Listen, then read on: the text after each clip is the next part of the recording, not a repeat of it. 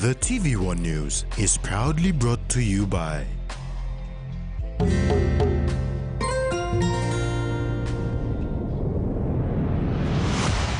BSP, our bank, our people.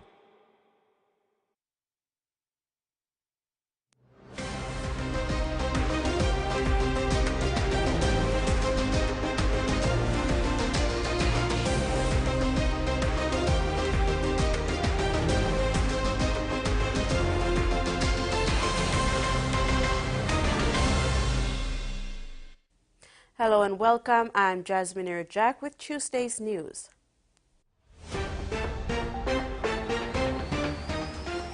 In this edition, Pasca offshore gas project agreement initialed, work of family and sexual violence unit boosted, and new talents identified during championships.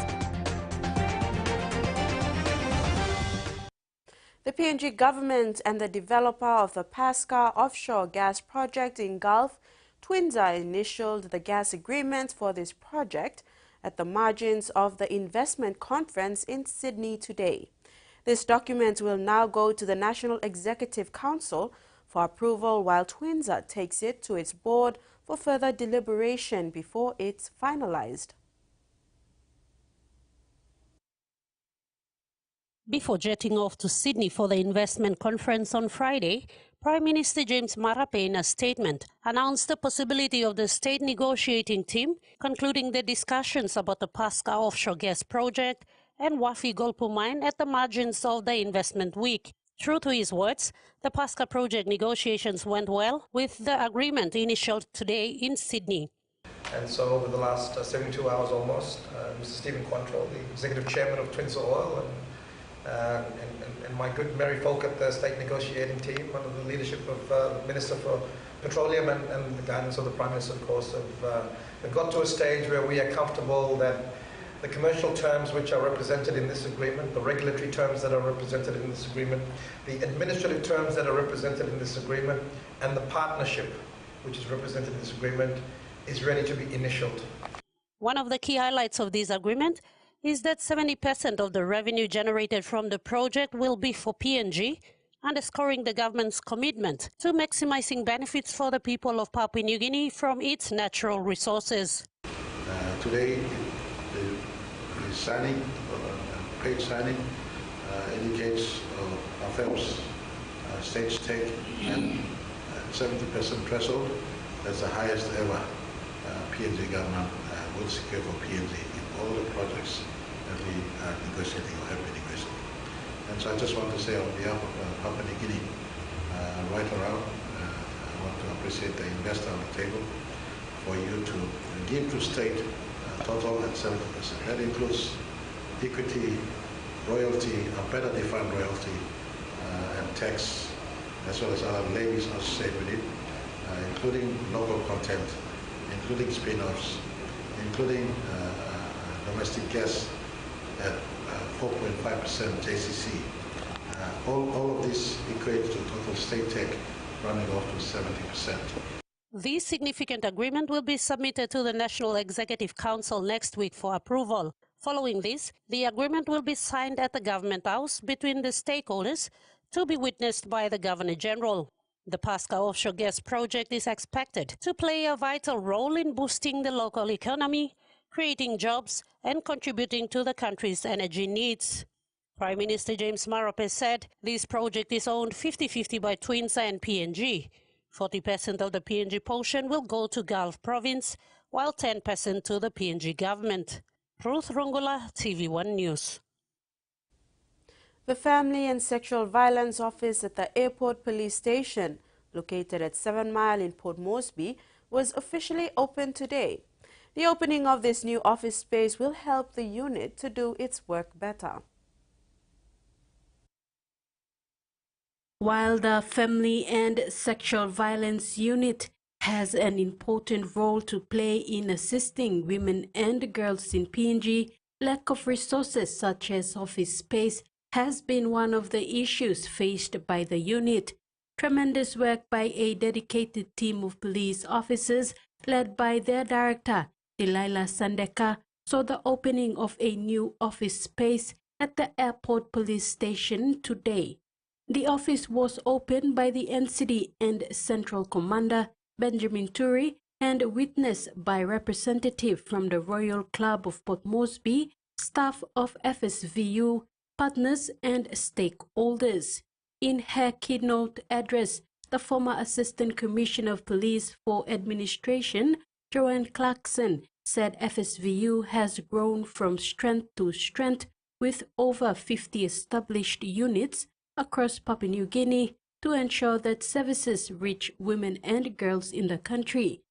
Clarkson said this sector, amongst others, is unique because it involves many challenges and requires determined, resilient and passionate police officers to work in. It's not easy working in the FSVU.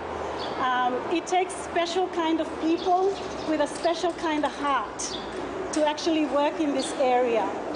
She commended the FSVU team for enforcing the law without fear or favor, despite dealing with cases that involves people with status in the community.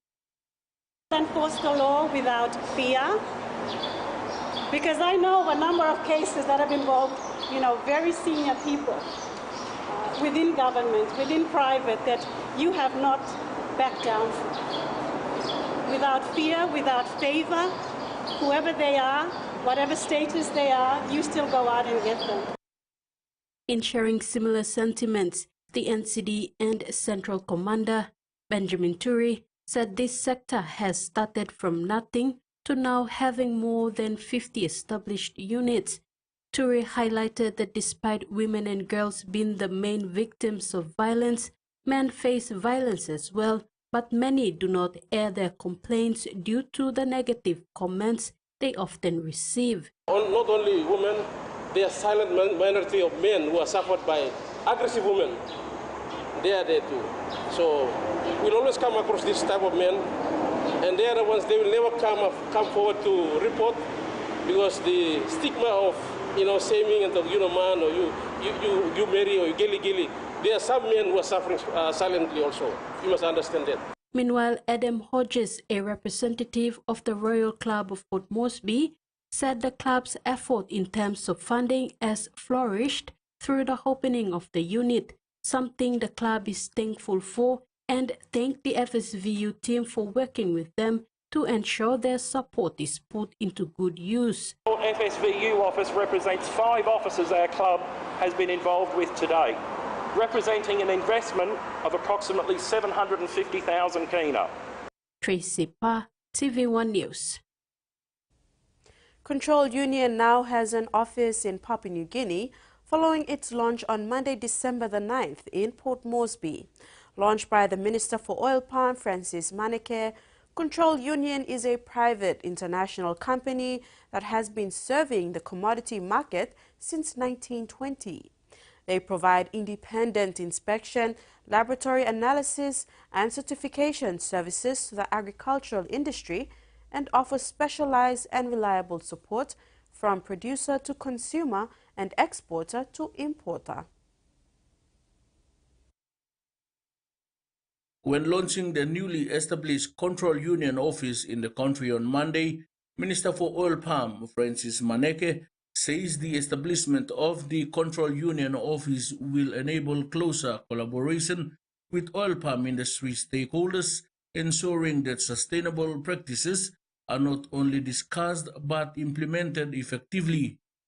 He said Control Union's commitment to high standards such as those under the Roundtable on Sustainable Palm Oil, or RSPO, aligns with the government's national aspirations for sustainable growth. With the launch of your office in Papua New Guinea, Control Union is taking a significant step forward. This local presence will enable closer collaboration with our oil palm industry stakeholders. As the oil palm minister, Maneke assured Control Union of the government's unwavering support for initiatives that promote sustainability and inclusivity. He said the government is committed to working with Control Union and all stakeholders on the areas of compliance, empowerment of farmers, and environment protection. Compliance with global standards, empower smallholders and communities, protect our environment. Let us envision Papua New Guinea, where our oil palm industry becomes a global model for sustainability, where our practices restore and protect the natural beauty of our land. Vice Chairman Royal Peterson Control Unit Group, Dirk Teichert, thanked the government for allowing them to set up their office in the country and committed to work in partnership to drive the vision set by the government. We are also looking at different ways of doing things. In general, we see that a lot of things in regard to sustainability, where we see that Control Union is driving innovation. So a lot of have been looking in the agriculture sector in regard to fumigation and then basically treating cargoes, where we believe, of course, that the way to do it with chemicals and all this, that we can come up with new ideas, and we can basically detoxify it by using a controlled atmosphere. So, Freddie Moe, TVWAN News. Meantime, Minister for Oil Palm Francis Maneke elaborated that the launch of the Control Union Office marks a turning point for the oil palm sector, as it signifies the government's commitment to a future where economic growth, social equity and environmental protection coexist harmoniously. As we celebrate this launch, let it also serve as a call to action. Let us work together to achieve a sustainable and prosperous future, not just for the oil palm sector, but for all the people of Papua New Guinea. With great pride and optimism, I now officially launch the Control Union Papua New Guinea office. May this new chapter bring innovation, collaboration, and transformative change to our industry and our nation. The extractive industry, mining, oil and gas combined, only contributes 8% of revenue to PNG's coffers. Directors of the Mineral Resource Authority, Board Winterford Iriohe Echo, outlined this on Sunday, December the 8th, during the Regulators Forum on Day 1 of the 2024 PNG Investment Week. He said laws in the extractive industry needs to be amended to see PNG benefit more from this sector. The 2024 PNG Investment Week in Sydney, Australia started with a regulators forum on Sunday, December 8th. Winterford Echo, the director of the Mineral Resources Authority Board, was one of the speakers who did not mince words when it came to the welfare of citizens in PNG. He outlined that mining, oil and gas combined only contributes 8% of revenue to PNG's coffers. Echo drew attention to the Mining Act 1992, saying while it has guided resource governance for 35 years, the global landscape has significantly evolved. Our laws have not kept pace, leaving loopholes that allow a disproportionate share of wealth to flow out of our country, while our people struggle to benefit from natural resources that are rightfully theirs. Since 2009, the government initiated a review of the mining regulatory framework, acknowledging the need for reform. Echo said the Prime Minister gave an undertaking in a 2020 meeting to introduce the regulatory framework in 2025 on the condition that Wafi Golpu in Morobe Province and the Frida River project in East and West Sepik be advanced to the development phase. Unfortunately, these projects did not meet the milestones set by the Prime Minister during the 2020 meeting with the PNG Chamber of Mines and Petroleum in Brisbane. This inaction cost the people of Papua New Guinea valuable time and opportunities to secure a more equitable share of our resource wealth. As we approach 2025, a year when Papua New Guinea celebrates its 50th independence anniversary, we must seize this milestone to refine our extractive industry regulations. We owe it to the people of Papua New Guinea and the future of our nation. Ruth Rongola, TV1 News. The PNG government needs to make a commitment to bring electricity to all households in PNG. Chairman of the National Energy Authority, Joseph Gabut, was quite frank in his presentation at the Regulators Forum that started the PNG Investment Week in Sydney, Australia on Sunday, December the 8th. Gabut further drew attention to state-owned entity PNG Power Limited, who is yet to start on the rural electrification commitment. On the other hand, Australia, New Zealand, Japan and the US have been helping with electrification access for rural areas while helping with work on distribution lines. To all the households in the country, at least 70% of them by 2030 and 100% by renewable energy in 2050. So we haven't even started. There hasn't been any commitment from the government, and it's important. We should there should be funding of this very important program or plan, which will help most of our people that are living out in the rural areas. They are not connected to the grid and probably will never be connected to the grid. So we have to find smart solutions to bring electricity to people in the remotest parts of PNG. So I'm very concerned about this issue. This is TV1 News. PNGDF and ADF officers assist net distribution in Madang, and 7 inmates graduate from vocational training. Those stories and more after the break. Stay with us.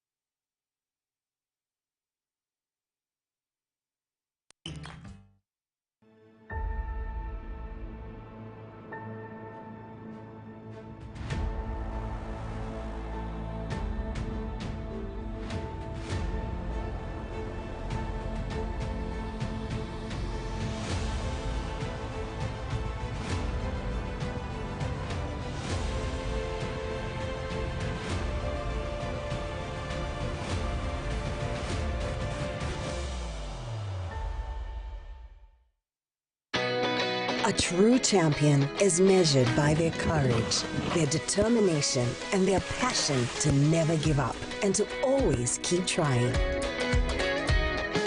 With a delicious Milo in milk taste and added nutrients, Milo in milk is a great way to fuel our little champions with nourishing energy every day. Because true champions give it their all. Milo, PNG and Mia. Find PNG made. Quick favorite meal for the day does feel good. Snacks noodles is my choice for a simple meal. It is easy to prepare and fast to cook. And with a touch of flavor and ingredients, quality noodles that can be cooked and enjoyed in many different ways. You see, my whole family loves it. It's made here in PNG and comes in different pack sizes. Snacks noodles, tastier by you like you more.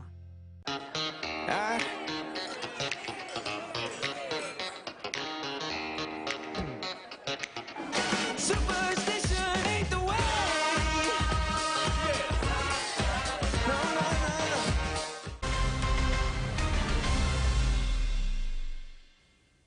Welcome back.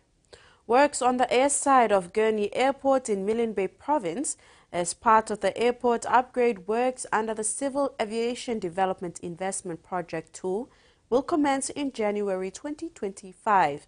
The project was launched in May of this year, marking once more the national government's commitment to the air transport sector. Runway works at the Gurney Airport in Milimbay Province will commence in January 2025 and run through to July 2025. The National Airports Corporation announced that this transformative project includes the resurfacing of the existing runway with hot mixed asphalt and the upgrading of associated facilities to meet international safety and operational standards. NAC says during the period of works from January to July next year, travelers may experience some disruptions, including the temporary reduction in aircraft sizes servicing Gurney Airport. NAC acknowledges that these adjustments may pose inconvenience, but are necessary to ensure the timely and successful delivery of a safer and more efficient airport for the region. The upgrade of the Gurney Airport is facilitated under the Civil Aviation Development Investment Project 2, or CADIP 2. The benefits of these upgrades will be felt for years to come, enabling Gurney Airport to serve as a critical gateway for economic growth, tourism, and improved connectivity for the people of Milimbay Province. Maricela Kelaton, TV1 News. For the first time, the PNG and Australian Defence Force have joined forces with the Rotarians against malaria in distributing mosquito nets, medicines and test kits to remote districts in Madang Province. The operations began in March in the Bogia and Sumkar areas, which were quite easier to reach. After a brief break, on November the 25th, they began distributions again into the more harder-to-reach districts like Usino-Bundi, Middle Ramu and Rai Coast. According to Lindsay Nesson, the coordinator for Rotarians Against Malaria, they have always faced the challenges of reaching very remote locations with bulk of their Global Fund monies gone to procuring nets. They have also spent so much on logistics by hiring external companies to do deliveries. Mr. Nesson is very grateful that for the first time the PNG and Australian Defence Forces have come to their assistance in partnership with the National Department of Health through the provincial health authorities in assisting to deploy soldiers and equipment to remote areas. So we are making sure all these families in those remote areas receive both mosquito nets and also malaria medicines. Captain Ryan Manzin, the commanding officer at PNG Defence Force Preventive Medicine, explained the dynamics of malaria and dengue transmitting mosquitoes in the country. We have done several surveillances on mosquito, and we have not found any, especially in PNG military bases. We have found no anopheline mosquitoes in Port Moresby. So we are saying that it is brought in, malaria is brought in by travelers coming from Central and Gulf provinces, even Sepik, Mamasi region. So incubation for malaria is 10 to 14 days. It was further elaborated that strains of the Anopheles mosquitoes have evolved and adapted over time, causing more diseases and illnesses. However, modern advancement in the treatment of the mosquito nets have also stepped up in the effort to prevent and reduce the disease and illnesses associated to these parasites.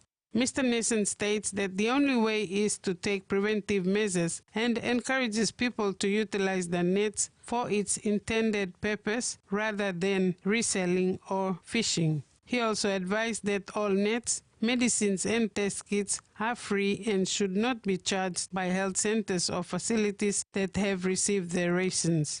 Lieutenant Colonel Michael Brereton of Australian Defence Cooperation Program hopes people can take these messages seriously and utilize the items to protect themselves from malaria.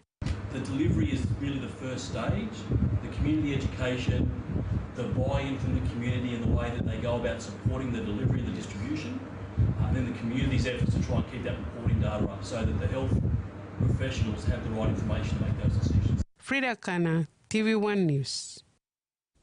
In a commitment to nurturing future healthcare management professionals, Pacific International Hospital introduced the hospital's management training program this year and successfully concluded the program recently.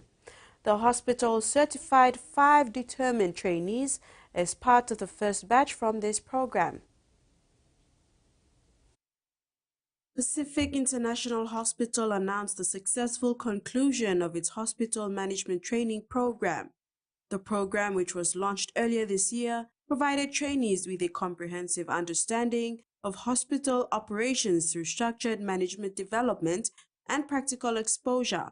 The program gained overwhelming interest, receiving over 100 applications from interested persons. After a rigorous selection process, 73 candidates were shortlisted to sit for the entry examination, with 50 attending the exam and 12 candidates advancing to the interview stage. Eventually, 9 promising individuals were selected to participate in the program, which commenced in mid-April. Despite challenges, with 4 participants withdrawing midway, 5 determined trainees successfully completed the program. The 5 successful participants who have now been engaged into various roles within PIH are Matai Behawi as Accounts Officer, Jillian Siutala as HR Officer, Lynn Kaur as Warehouse Supervisor, Jordan Tua as Duty Supervisor, and Jamie Fred as Duty Supervisor. PIH CEO Kol Sandeep Shaligram acknowledged the dedication of the individuals and are immensely proud of the graduates. Kamaleki Vocational Education Training Center, one of the largest in the Highlands region, celebrated its 57th graduation ceremony with 629 students earning National Certificate 1 qualifications in various trades. Kinoka Hotune Fio was the guest of honor. While unable to attend in person due to a busy schedule, he addressed the graduates via WhatsApp, highlighting the importance of the skills acquired. Because big gap skill shortage. So with that training, people can be able finding work in Australia, New Zealand, firstly or traded as a mechanic, bricklayer, carpenter, in the various different fields where of tradies also. So tradies got big shortage gap in Australia and New Zealand. So we make sure that you may affiliate one type of training in Australia and New Zealand. So that's why we can finish for half, you really experience, you can come work for Australia and New Zealand. Minister Fio also emphasized the importance of their trade skills in contributing to district and provincial development. Kamaleki Vet Center Manager Knox Tayo praised the resilience of the board, administration and teachers in overcoming challenges during the 2024 academic year. Momase Regional Vet Coordinator Paul Gunn encouraged the students to make full use of their certificates. The ceremony highlighted Kamaleki Vet Center's ongoing commitment to molding skilled individuals who are prepared to contribute to national development and fulfill their potential. Meantime, 7 inmates from Behut Correctional Services Institute in Eastern Highlands Province graduated alongside the 629 other students, earning the National Certificate 1 qualifications in various trades at this graduation.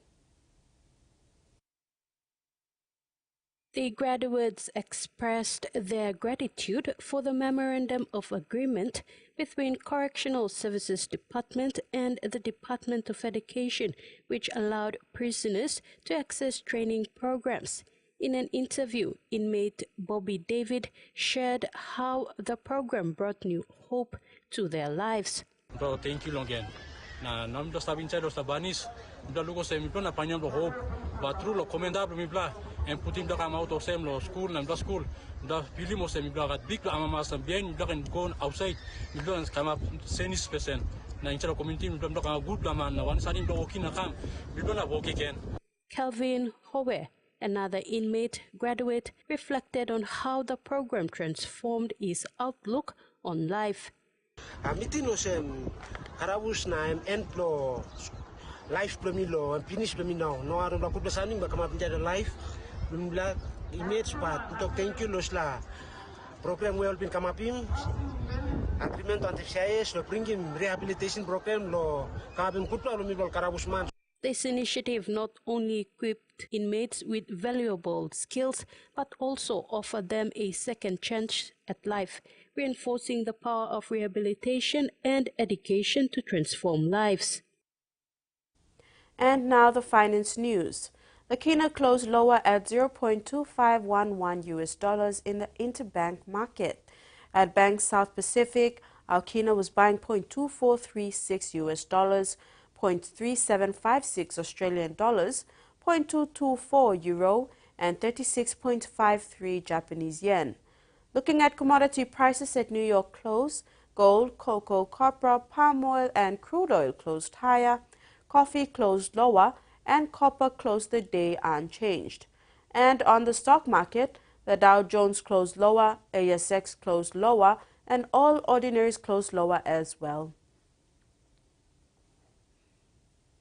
You're watching TV1 News. We'll bring you news from abroad when we return. Stay tuned.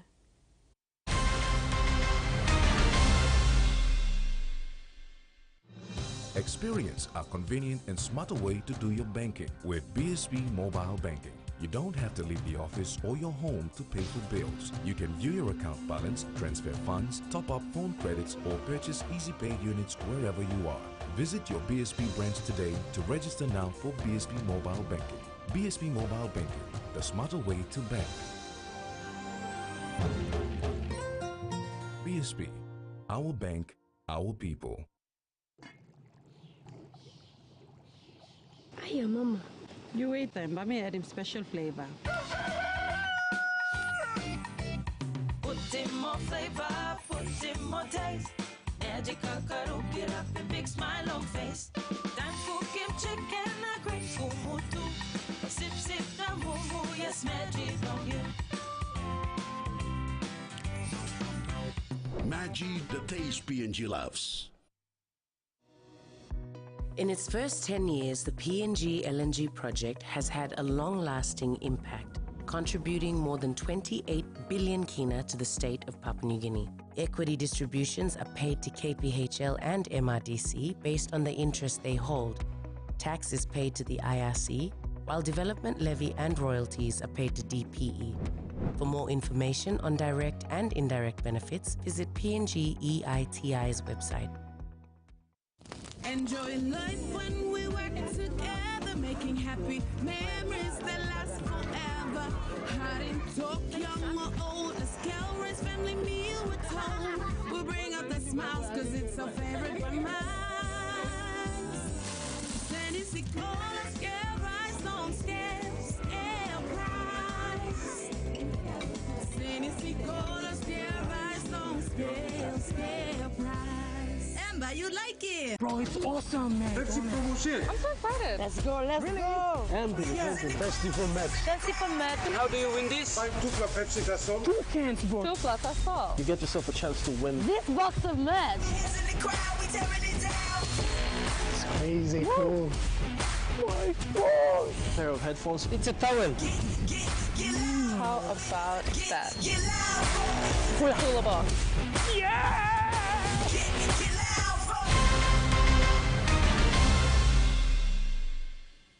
Thanks for staying with us. In regional news, safety for Pacific Island workers in Australia as part of the labour scheme is a major issue, with road accidents and exploitation key concerns. The scheme employs Pacific Islanders in agriculture, horticulture, and meat processing. There are concerns about worker exploitation, poor living standards, and safety conditions. The Pacific Australia Labour Mobility Scheme benefited Australia and its participants, but it could be improved. Employment Minister Murray Watt said as he convened a roundtable with high commissioners from participating nations. Senator Watt is reviewing the scheme and looking at putting in standards and changing rules binding workers to their employers. Australia has struck a sweeping new pact with Nauru, designed to stop China from gaining security foothold in the Pacific Island nation. The federal government promising to hand Nauru $140 million in budget support in return for security guarantees. Sealed. Australia and Nauru strike a new bargain for a new competitive era. We share geography, we share history, we share a region. To Nauru, Australia, it's not just a friend, but family.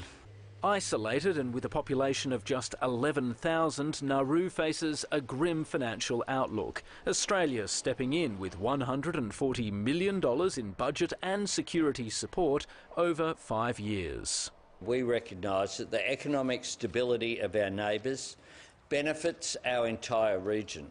The government also convincing Commonwealth Bank to step in to ensure that Nauru isn't left without a bank. A step toward greater financial stability for our people. But there's a quid pro quo, with Australia given effective veto power over Nauru's decisions on national security and some critical sectors like banking and telecommunications. This treaty will make our region stronger and it will make it safer. Foreign Affairs officials are working feverishly to consolidate Australia's position in the Pacific, locked in what the Foreign Minister calls a permanent contest with China. And they're using every tool at their disposal. Later this week, the government's also expected to unveil a deal to establish an NRL team in Papua New Guinea, again with one eye fixed firmly on Beijing. Provinces in Vanuatu will now have access to patrol boats and other essential equipment to support the work of the Vanuatu police force, following a formal handover from the government of China to the Vanuatu government on Monday. The equipment handed over includes 20 motorcycles, 10 jeeps and 10 vehicles. The Vanuatu government and the government of China have signed several agreements in the past to collaborate on various forms of assistance. Hundreds of deadly samples have been lost in a biosecurity bundle at a state-run laboratory in southeast Queensland. An investigation has been launched after it was discovered. The samples went missing when a freezer broke down in 2021. The state's virology lab now under the microscope after more than 320 infectious virus samples couldn't be located. Those failures go to record keeping, those failures go to how certain materials were handled. A 6-month investigation has been launched after vials of hendrovirus, lyssavirus and hantavirus were lost. All 3 can be deadly to humans. The samples were transferred after a freezer broke down in 2021, but the lab has no record of where they went. The government has breached biosecurity protocols that are administered nationally and also here in Queensland. The LNP says the bungle was discovered in August last year after the lab came under new management.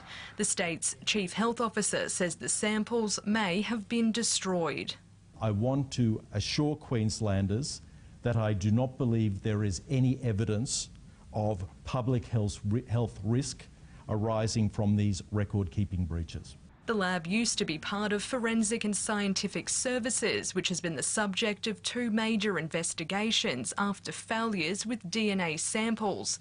The review will investigate if the failings are systemic. I am concerned about it because we've seen it happen with the DNA lab. We've now seen another failure of record keeping and administration. This is disappointing to hear about this breach today, and I think also to be finding out about it so far down the track. I mean, the systems and processes in laboratories like this handling such deadly pathogens are usually so robust and rigorous. The state government announced this review ahead of the final parliamentary sitting week of the year. On top of health, the LNP will be pushing its tough on crime agenda when its youth justice law changes are debated this week. Labor is yet to reveal its position on that legislation, which includes sentencing young offenders as adults for serious crimes. After a remarkable 24 hours in Syria, there has been celebrations taking place across the globe, including Australia. In Sydney's West and in Melbourne, people took the streets to mark the fall of the Assad regime. but there is also anxiety about Syria's future. Sydney streets, 14,000 kilometres from Damascus, beating drums mark the end of the Assad regime. On horseback and using horsepower, people clogged roads, bringing traffic to a standstill. One Campbelltown teacher stayed up all night, glued to the TV. No one can imagine what has been done to the people of Syria over these years. Watching the end of a 50-year dictatorship brought new hope. I want to smell the land, the soil. I want to visit my father's grave. Police said there was no major incidents, but allegations of anti-Semitic chants heard in footage have since surfaced. The chants were in a foreign language, and of course we need to have those translated and investigated, but they are certainly under investigation. As the celebrations continued, it isn't clear how the rebels led by Islamist group Hayat Tahrir al-Sham will lead the country, but some say it may encourage those who fled to return home. It will solve the big problem, which is the refugee problem. Currently there are 3.5 million refugees in Turkey, about 1 million in refugee camp northern Syria, 1 million in Lebanon, about 1 million in Jordan. The HTS is a listed terrorist organisation in Australia, but some here are now urging the government to work with the rebels to help rebuild the country. So I ask all international leaders, please give this opposition group a chance. They changed, don't link them to terrorists, to ISIL or Daesh. But for now, the celebratory sound of drums will play on in the beating heart of Australia's Syrian community. And that ends the news segment. Join me at the sports desk for your news in sports after these short messages.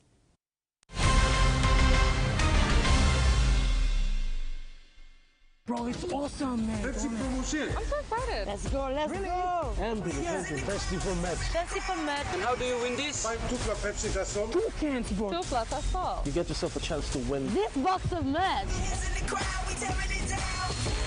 It's crazy cool. My God. A pair of headphones. It's a towel. How about that? For a cooler box. Yeah!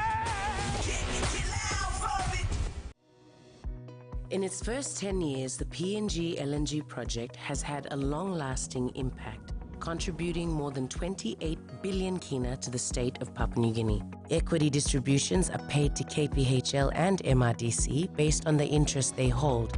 Tax is paid to the IRC, while development levy and royalties are paid to DPE. For more information on direct and indirect benefits, visit PNG EITI's website.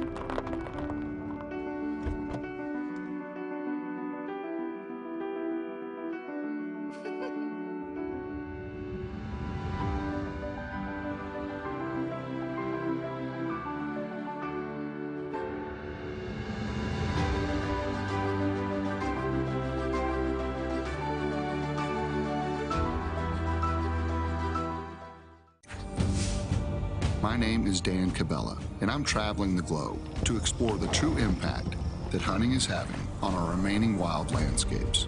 By us doing these meat drops, we're fulfilling what they've done for centuries.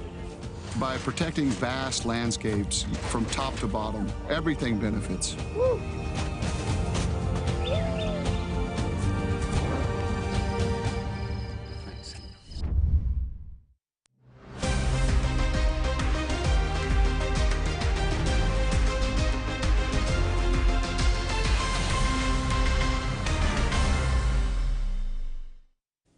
Welcome back. Some exciting new talents have emerged from the PNG Track and Field Championship held in Port Moresby recently. They were spotted in the women's ranks at the Sir John Guy Stadium, with a few youngsters capping off memorable times in the under-18 women's 100-meter final. Experienced runners were on track to boost the starters, with well over 300 athletes participating. New talents were unleashed during the PNG Air National Track and Field Championships held at the Sir John Guy Stadium recently. Lay secondary school student Hepzibah Romalus won a very closely contested under-18 women's 100-meter final by just 100th of a second in 13.17 seconds from Brisbane-based Janik Milley. The youngster from Lay capped off a great weekend with a huge personal best in the high jump at 1.66 meters.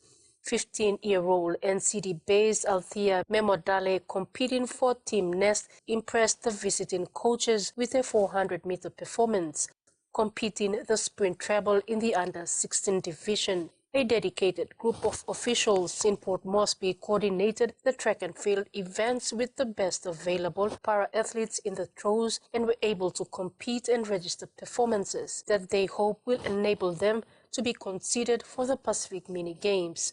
However, heavy rain and a change in the conditions also disrupted the male events, but eventually did go ahead. The men's middle and long distance events were not up to their usual standard, with a couple of elite athletes absent and others out with injuries. The women's sprint events were again very competitive despite the absence of elite athletes Leonie Beu, Isila Apkup and Edwin Monagi. Athletics PNG President Tony Green said with the talent on display in the junior athlete sprints, athletes should start thinking about the competition opportunities ahead. Not just the Pacific Games, but the 2026 World Under-20 Championships in the US and the Olympic Youth Games in Senegal also in 2026. Susan Oreape, TV1 Sports. The Melanesian Spearhead Group Prime Minister's Cup got into full swing on Monday, with the Solomon Islands out to defend the Cup title on home soil. The matches kicked off at the Lawson Tama Stadium in Honiara, with PNG couples delivering their first win. The third edition of the Melanesian Spearhead Group Prime Minister's Cup 2024 in Honiara was marked with a traditional welcome at the Solomon Islands Football Federation headquarters on Sunday. The opening was witnessed by Solomon Islands Prime Minister Jeremiah Manele and government officials, including Melanesian Spearhead Group Secretariat Director General Leonard Loma. Loma remarked on the Secretariat's commitment to ensuring the mandate to promote cooperation among the Melanesian countries through football. In the first match on Monday, PNG couples with a bulk of fresh hands snatched the first win over host and set the tone for the upcoming matches. Couples managed to register a narrow win, 1-0 over Solomon Islands development side. In today's action, the Solomon Islands national team sent out a signal to kickstart its title defense, beating Vanuatu by 4-1 to wrap up day one of football action. More matches will be played tomorrow. Susan Oreape, TV1 Sports.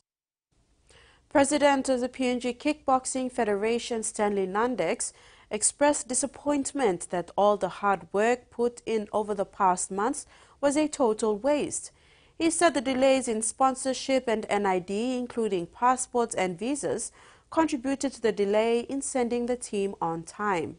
This is after 30 boxers returned to the country after spending a week and a half in Manila, Philippines. The PNG team of kickboxers could not make it to Spain for the World Kickboxing Championship due to the visa issues.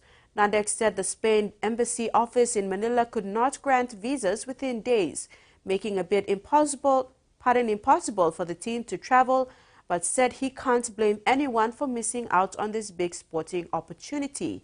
However, this is a lesson learned, he says, and adds that they will prepare well for 2 other upcoming events a regional fight in Australia in April 2025, and in August, the World Games in China. Ongoing dispute over the leadership of Port Moresby Rugby League administration is likely to end up in court.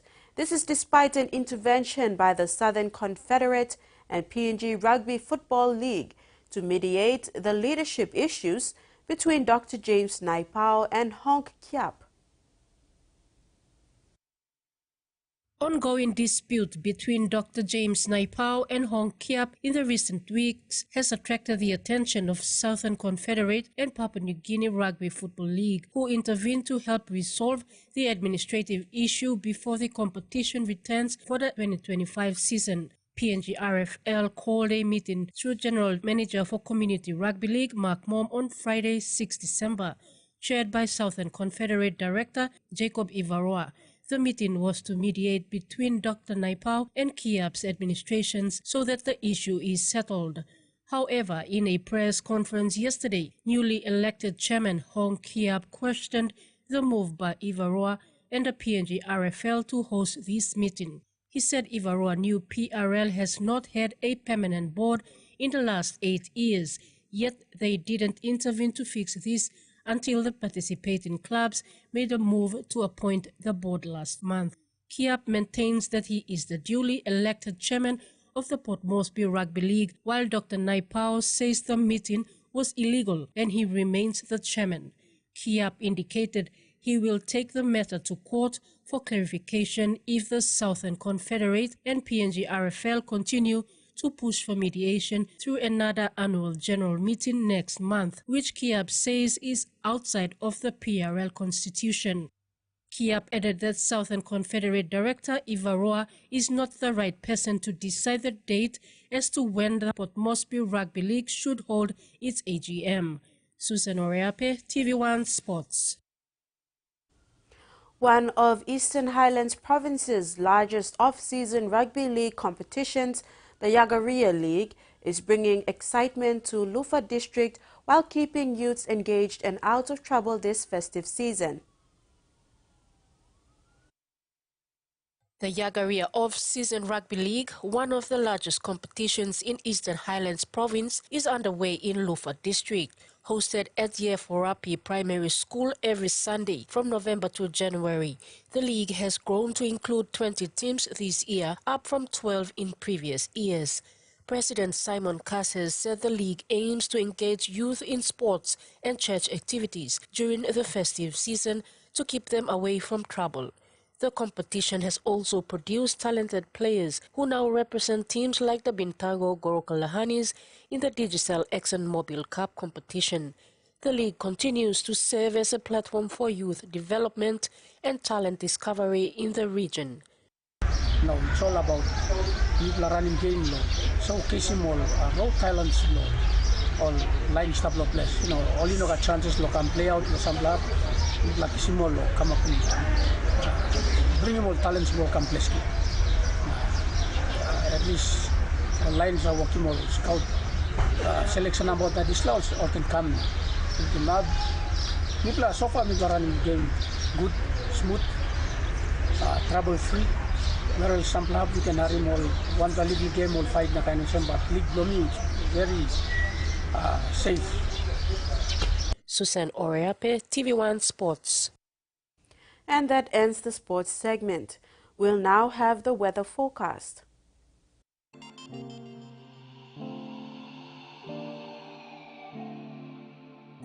Southern, Port Moresby cloudy with some showers and possible thunderstorms. Darrow mostly cloudy with some showers and thunderstorm. Alotau few showers and possible thunderstorm. Momase, Lay partly cloudy with chances of shower or two. Wewak occasional rain showers and possible thunderstorms. New Guinea Islands, Kokopo-Rabaul possible few showers. Kevian, Kimbe and Buka possible few showers and thunderstorms. Highlands, Mount Hagen few showers and thunderstorms. Mendi, Tari and Wabeg some showers and thunderstorms. Ocean forecast, Coral Sea, sea smooth to slight with east to southeast winds of 5 to 15 knots. Solomon Seas, smooth with east to northeast winds of 5 to 15 knots. Bismarck Seas, sea smooth with east to southeast winds of 5 to 10 knots. Pacific Ocean, sea smooth with northeast to northerly winds of 5 to 10 knots. And coastal waters forecast. Waters of southern PNG Indonesian border to Daru to Kiwai Islands, Kerama Yule Island, Hood Point to Summer Islands, and waters of Manus and its western group of islands, sea 0.5 to 1.3 meters. Waters of Summer Island to Cape Vogel and all Milne Bay Islands, waters of Medang to Wewak to Vanimo and northern PNG Indonesian border, and waters of Manus and its western group of islands, sea 0.5 to 1 meter, and waters of Bougainville, sea 0.5 to 1 meter.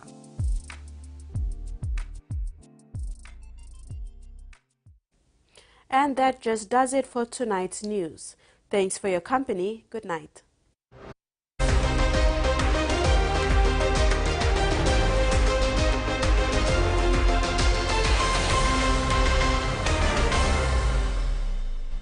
The TVWAN News was proudly brought to you by